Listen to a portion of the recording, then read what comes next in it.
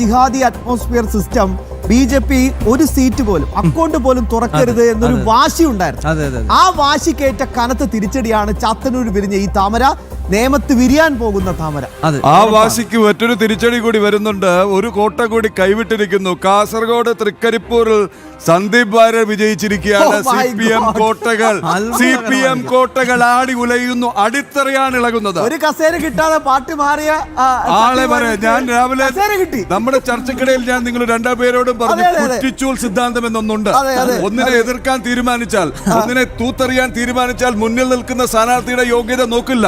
പഴയ ചൊല്ല്, കുറ്റിച്ചൂലിൽ നിന്ന് ഏത് കുറ്റിച്ചൂലിൽ നിർത്തിയാലും ജയിപ്പിക്കും. ഒറ്റ ലക്ഷ്യമേ ഉണ്ടായിരുന്നുള്ളൂ, തൂത്തെറിയുക എന്നുള്ളത്. അതെ, എന്തായാലും വളരെ രസകരമായ ഒരു അപ്ഡേഷൻ തന്നെയാണ് തൃക്കരിപ്പൂരിൽ നിന്ന് വരുന്നതെന്ന കാര്യത്തിൽ സംശയമില്ല. അവിടെ സന്ദീപ് വാര്യർ വിജയിച്ചിരിക്കുന്നു. കെ മുരളീധരൻ നേരത്തെ അപ്ഡേറ്റ് ചെയ്തതാണ്. വട്ടിയൂർക്കാവിൽ വിജയിച്ചിട്ടുണ്ട്. കോഴിക്കോട് സൗത്തിൽ എന്താണ് സംഭവിക്കുന്നതെന്ന് പെട്ടെന്ന് നോക്കിയിട്ട് വരാം. അവിടെ അഡ്വക്കേറ്റ് ഫൈസൽ ബാബുവിന്റെ ഭൂരിപക്ഷം 946 അഹമ്മദ് ദേവർകോവിൽ അവിടെ രണ്ടാം സ്ഥാനത്തേക്ക് പിന്തള്ളപ്പെട്ടിരിക്കുകയാണ്. BJPയുടെ ടി റനീഷിന് 29,150 വോട്ടുകളാണ്. അതാണ് കോഴിക്കോട് സൗത്തിൽ നിന്നും അപ്ഡേറ്റ് ചെയ്യാനുള്ളത്. കേരളവും ബംഗാളും തമ്മിൽ ഒരുപാട് സാമ്യമുണ്ടെന്ന് പറയാറില്ലേ ഗൗതം ശ്യാം? അവിടെ ഭരണം അവസാനിച്ചു, ഇവിടെയും അവസാനിക്കുന്നു. അതുപോലെ തന്നെ ഇവിടെ മെസ്സിയെ കൊണ്ടുവരാമെന്ന് പറഞ്ഞയാൾ തോറ്റു കഴിഞ്ഞും തോണു പിന്നിലായിരുന്നു വി അബ്ദുറഹ്മാൻ. കൽക്കട്ടയിൽ വെസ്റ്റ് ബംഗാളിൽ അരൂപ് ബിശ്വാസ് ഉണ്ടായിരുന്നു, സ്പോർട്സ് മന്ത്രി. മെസ്സിയെ കൊണ്ടുവരുമെന്ന് പറഞ്ഞ അരൂപ് ബിശ്വാസും ഇപ്പോൾ പിന്നിലാണ്.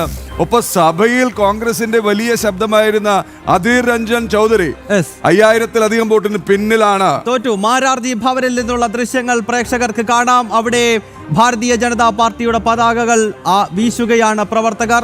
മാരാർജി ഭവനിൽ BJP വിജയാഹ്ലാദം, ചാത്തന്നൂരിലെ വിജയം ആഘോഷിക്കുകയാണ്. രാവിലെ മുതൽ തന്നെ മാരാർജി ഭവനിലെ BJPയുടെ സംസ്ഥാന കാര്യാലയത്തിന് മുന്നിൽ വലിയ ജനക്കൂട്ടം ഉണ്ടായിരുന്നു. അവരിപ്പോഴിതാ ആഘോഷത്തിലേക്ക് കടക്കുകയാണ്. അതായത് ആ ദൃശ്യമെന്ന് പറയുന്നത് ചാത്തന്നൂരിൽ NDA വിജയിക്കുന്ന സമയത്ത് ജനം TV കണ്ടുകൊണ്ട് ആ പ്രവർത്തകർ എഴുന്നേറ്റ് ആ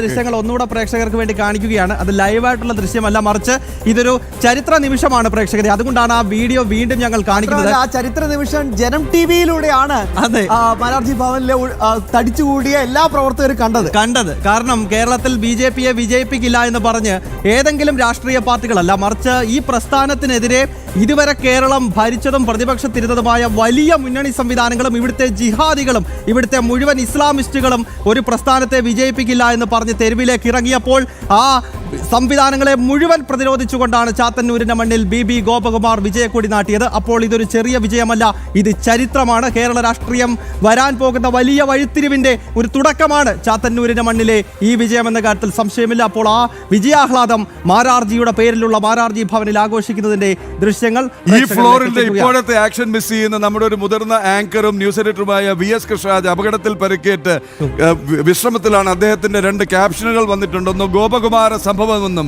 2 ബിഗ് BB എന്നും. Yes, VS Krishnaraj once again. കഴക്കൂട്ടത്തിന്റെ കാര്യം വന്നിട്ടുണ്ട്. 13 റൗണ്ട് പിന്നിടുമ്പോൾ കഴക്കൂട്ടത്ത് 1926 വെറും 1926 വോട്ടിന്റെ ഒരു മുൻതൂക്കം മാത്രമേ കടകംപള്ളി സുരേന്ദ്രനുള്ളൂ. എന്ത് സംഭവിക്കാം? കാര്യം നാം നേരത്തെ പറഞ്ഞതുപോലെ തന്നെ ഇനി അവിടെ എണ്ണാനുള്ള പല മേഖലകളും കോർപ്പറേഷൻ തെരഞ്ഞെടുപ്പിൽ BJP വിജയിച്ച മേഖലകളാണ്. നമ്മൾ എണ്ണാൻ ബാക്കിയുള്ള ആ റൗണ്ടുകൾ, ആ മേഖലകൾ പരിശോധിച്ചിരുന്നു. കഴക്കൂട്ടത്തെ കഥ ഇനിയും അവസാനിച്ചിട്ടില്ല. ഒരു ഫോക്കസ് ഇനി സ്വാഭാവികമായിട്ട് നിയമത്തേക്ക് തന്നെയായിരിക്കും. കാരണം UDF സർക്കാർ രൂപീകരണ ചർച്ചകളൊക്കെ തുടങ്ങി കാണും. പക്ഷേ LDF ഇനി പരാജയം, എന്തുകൊണ്ട് നമ്മൾ തോറ്റു എന്നതിനെ പറ്റിയുള്ള ചർച്ചകൾ AK സെന്ററിൽ ആരംഭിച്ചു കഴിഞ്ഞു. അങ്ങനെയെങ്കിൽ എല്ലാവരുടെയും ഫോക്കസ് പോയിന്റ് ഇനി നിയമത്തായിരിക്കും. അടുത്ത താമര രഞ്ജിത്തേട്ടാ, അടുത്ത താമര നിയമത്ത്. ഇപ്പോഴത്തെ സ്ഥിതി എന്താണ് അപ്ഡേറ്റ്? എനിക്കൊന്ന് വിനീഷിനെ കൂടി വിളിച്ചു തരുമോ? PCR അവിടെ ഇപ്പോഴും 13 റൗണ്ടുകൾ പൂർത്തിയാകുമ്പോൾ കഴക്കൂട്ടത്തെ കാര്യം ഞാൻ പറയാം. 13 റൗണ്ടുകൾ പൂർത്തിയാകുമ്പോൾ കഴക്കൂട്ടത്ത് കേവലം 1926 വോട്ടിന്റെ ലീഡ് മാത്രമാണ് കടകംപള്ളി സുരേന്ദ്രനുള്ളത്. ഇനി അവിടെ 5 റൗണ്ടുകൾ എണ്ണാനുണ്ട്. 5 റൗണ്ടുകളിൽ പ്രധാനമായും കഴിഞ്ഞ തവണ നമ്മുടെ ലോക്കൽ ബോഡി ഇലക്ഷനിൽ ഏറ്റവും പ്രധാനമായി BJP മുന്നോക്കം നേടിയ മേഖലകളാണ്. 13 റൗണ്ട് കഴിഞ്ഞ് 14-ാം റൗണ്ട് കുളത്തൂർ, പോങ്ങമൂട് BJPക്ക് ശക്തമായ സ്വാധീനമുള്ള മേഖലകൾ. അതുപോലെ തന്നെ ചെറുവയ്ക്കൽ, അലത്തറ, ഈ 2 മേഖലകളും BJPക്ക് സ്വാധീനമുള്ള മേഖലകളാണ്. മെഡിക്കൽ കോളേജ് സമ്മിശ്രമായ വോട്ടുകൾ മാറും. കരിയം BJPയുടെ കോട്ടകൊത്തളമാണെന്ന് ഉറപ്പിച്ച് പറയാം. മണ്ണന്തല മെഡിക്കൽ കോളേജ് മേഖലകൾ, ഈ ഉള്ളൂർ മേഖല, ഈ മേഖലയൊക്കെ BJPക്ക് കൃത്യമായ ശക്തമായ അടിത്തറയുള്ള മേഖലയാണ്. ഇവിടെയാണ് ഇപ്പോൾ ഇനി വോട്ടുകൾ എണ്ണാനുള്ളത്. 5 റൗണ്ടുകൾ. ഒന്ന് വേഗം വിനീഷിലേക്ക് കൂടി പോവുകയാണ് ഗൗതം സാർ. വിനീഷ്, കഴക്കൂട്ടത്തേക്ക് വലിയ പ്രതീക്ഷ ഇപ്പോഴും വെക്കുന്നുണ്ട്. കഴക്കൂട്ടത്ത് ഇനി 7 റൗണ്ട് കൂടി ബാക്കിയുണ്ടെന്നാണ് വിലയിരുത്തൽ വരുന്നത്. വിനീഷ്, എന്താണ് ഒരു അപ്ഡേറ്റ്? കൃത്യമായി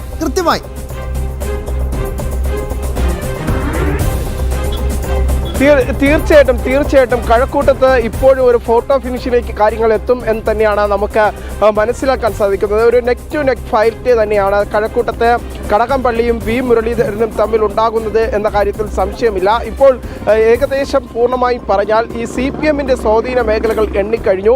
ഒപ്പം തന്നെ CPM-ഉം BJP-യും ബലാബലം നിൽക്കുന്ന മേഖലകൾ ഇനി എണ്ണാനുണ്ട്. ഒപ്പം BJP-യുടെ തന്നെ ഏറ്റവും വലിയ ശക്തി കേന്ദ്രങ്ങൾ എന്ന് വിശേഷിപ്പിക്കാവുന്ന കഴക്കൂട്ടം നിയോജക മണ്ഡലത്തിലെ ഏകദേശം 3 വാർഡുകൾ ഇനിയും എണ്ണാനുണ്ട് എന്നതാണ് നമുക്കിപ്പോൾ മനസ്സിലാക്കാൻ സാധിക്കുന്നത്. അതിൻ്റെ അടിസ്ഥാനത്തിൽ നോക്കുമ്പോൾ ഒരുപക്ഷെ മേൽക്കൈ വി മുരളീധരനിലേക്ക് എത്താനുള്ള ഒരു സാഹചര്യം തന്നെ നിലനിൽക്കുന്നു എന്നതാണ് പ്രധാനപ്പെട്ട കാര്യം. ഒപ്പം തന്നെ നമുക്ക് നിയമവുമായി ബന്ധപ്പെട്ട അപ്ഡേഷനുകൾ സൈറ്റുകളിൽ ഇപ്പോൾ ലഭ്യമല്ല. പക്ഷേ നിലവിൽ നമുക്ക് അനൗദ്യോഗികമായി ലഭിക്കുന്ന വിവരങ്ങൾ അനുസരിച്ച് ഇത്തരത്തിലാണ്. രാജീവ് ചന്ദ്രശേഖരനെ വിജയത്തിലേക്ക് എത്തിച്ചിരിക്കുന്നു എന്ന് സംബന്ധിച്ചുള്ള വിവരങ്ങൾ ലഭിക്കുന്നുണ്ട്. പക്ഷേ തെരഞ്ഞെടുപ്പ് കമ്മീഷന്റെ വെബ്സൈറ്റിൽ അത്തരത്തിൽ ഔദ്യോഗികമായ ഒരു വിവരങ്ങൾ പുറത്തു വന്നിട്ടില്ല. എന്തായിരുന്നാലും ഇനിയും അല്പസമയം കൂടി ഈ നിയമത്തെ സാഹചര്യം കാത്തിരിക്കേണ്ടതുണ്ട്. കാരണം BJPയെ സംബന്ധിച്ചിടത്തോളം ഇനിയുള്ളത് എന്ന് പറയപ്പെടുന്നത് BJPയുടെ ശക്തി കേന്ദ്രങ്ങൾ തന്നെയാണ്. നേമത്ത് ഉള്ളത് വെള്ളാർ ഉൾപ്പെടെയുള്ള തിരുവല്ലത്തിൻ്റെ ചില ഭാഗങ്ങൾ ഉൾപ്പെടെയുള്ള പ്രദേശങ്ങളാണ് ഇനി ബാക്കിയായുള്ളത്. എന്തായിരുന്നാലും നിലവിൽ നമുക്ക് മനസ്സിലാക്കാൻ സാധിക്കുന്നത് ഇപ്പോൾ BJPയുടെ ഒരു വിജയത്തിലേക്ക് നിയമം എത്തി നിൽക്കുന്നു എന്നത് തന്നെയാണ്.